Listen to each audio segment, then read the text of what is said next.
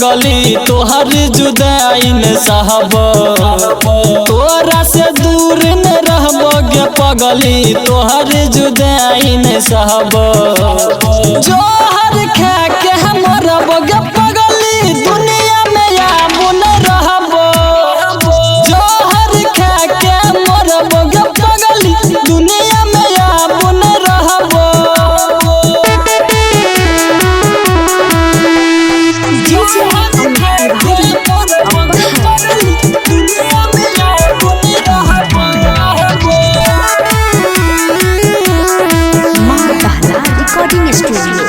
तोरा चाहलियो हद से ज्यादा दुल्हन बनब रहे दिल में इरादा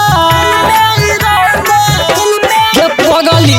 तोरा चाहलियो हद से ज्यादा दुल्हन बनब रहे दिल में इरादा। कर दिलही प्यारी अपमान गे जानम कबर अपने से खुनब। जोहर खा के मरब गे पगली दुनिया में हम न रहब।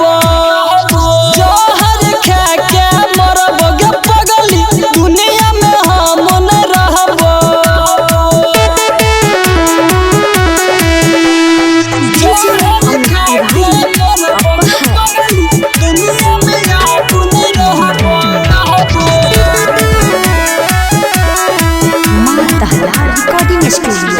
प्यारे के नाम बदनाम गे कलही बन गलही बेवफा कम एहन कलही।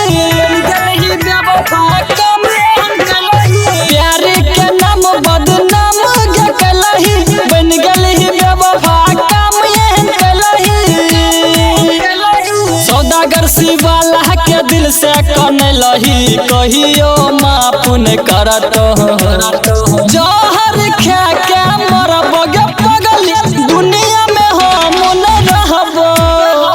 जोहर खा के मरब गे पगली दुनिया में हम न रहब। माँ दहला रिकॉर्डिंग स्टूडियो, किसान चौक, सुपौल।